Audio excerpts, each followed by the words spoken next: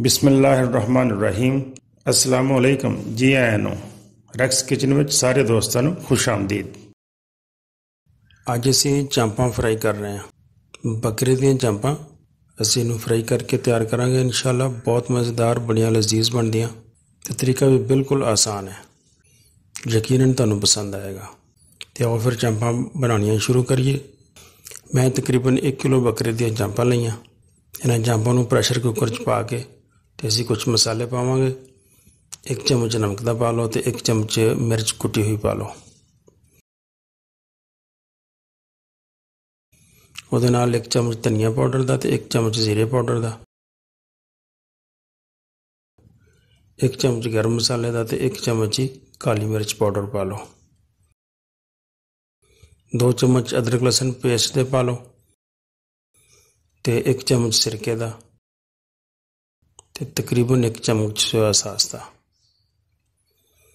ਤੇ ਇਹਦੇ ਨਾਲ ਤੁਸੀਂ 2 ਕੱਪ ਤਕਰੀਬਨ ਪਾਣੀ ਦੇ ਪਾ ਲਓ। ਅੱਛੀ ਤਰ੍ਹਾਂ ਹੱਲ ਕਰ ਲਓ, ਹਿਲਾ ਦਿਓ। ਤੇ ਜਦੋਂ ਥੋੜ੍ਹਾ ਜਿਹਾ ਗਰਮ ਹੋ ਜਾਏ, ਮਸਾਲੇ ਵਿੱਚ ਮਿਕਸ ਹੋ ਜਾਏ ਤੇ ਫਿਰ ਅਸੀਂ ਢੱਕਣ ਦੇ ਕੇ ਕੁੱਕਰ ਨੂੰ ਬੰਦ ਕਰ ਦਿਆਂਗੇ ਤੇ ਤਕਰੀਬਨ 15 ਮਿੰਟ ਇਹਨੂੰ ਪ੍ਰੈਸ਼ਰ ਦੇਵਾਂਗੇ।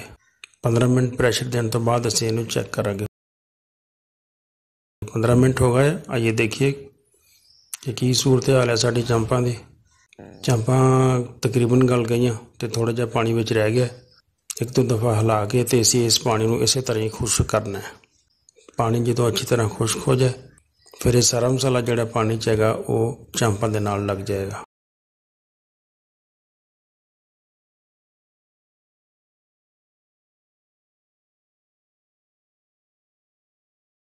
ਹੁਣ ਅਸੀਂ ਕਿਸੇ ਅਲੱਗ ਬਰਤਨ 'ਚ ਚਾਂਪਾਂ ਕੱਢ ਦਿੰਦੇ ਹਾਂ ਤਾਂ ਕਿ ਠੰਡੀਆਂ ਹੋ ਜਾਣ।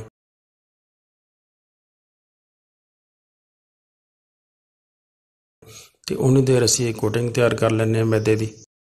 ਤੇ ਇੱਕ ਬਰਤਨ 'ਚ ਤੁਸੀਂ ਤਕਰੀਬਨ 4-5 ਚਮਚ ਮੈਦੇ ਦੇ ਪਾ ਲਓ।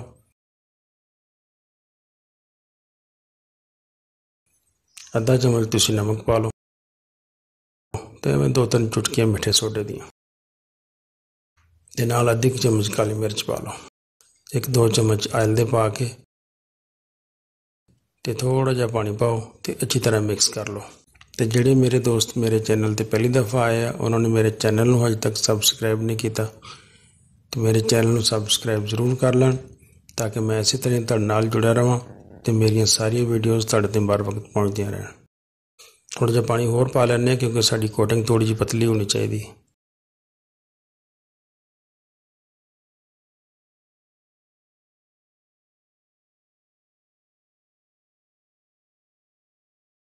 ਇਸ ਤਰ੍ਹਾਂ ਦਾ ਪੇਸਟ ਬਣਾ ਲਓ ਤੇ ਸਾਡੀ ਕੋਟਿੰਗ ਤਿਆਰ ਹੋ ਗਈ।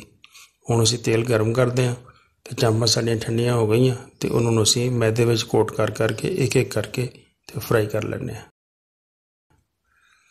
ਇਸ ਤਰੀਕੇ ਨਾਲ ਮੈਦੇ 'ਚ ਕੋਟ ਕਰੋ ਤੇ ਫਿਰ ਤੁਸੀਂ ਉਹਨੂੰ ਤੇਲ 'ਚ ਪਾ ਕੇ ਫਰਾਈ ਕਰ ਲਓ।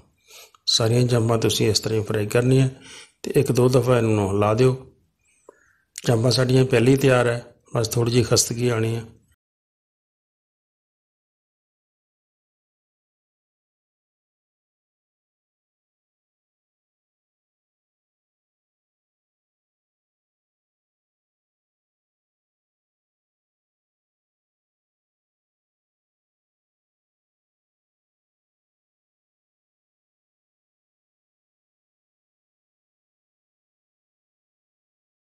ਇੱਕ ਦੋ ਦਫਾ ਤੁਸੀਂ ਪਲਟੋ ਇਹਨਾਂ ਨੂੰ ਤੇ ਸਾਡੀਆਂ ਚਾਂਪਾਂ ਤਿਆਰ ਹੋ ਗਈਆਂ।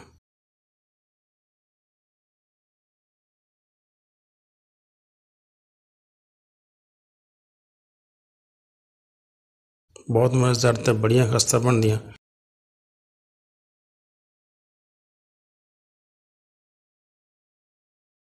ਇਹਨਾਂ ਨੂੰ ਗਰਮ ਗਰਮ ਸਰਵ ਕਰੋ।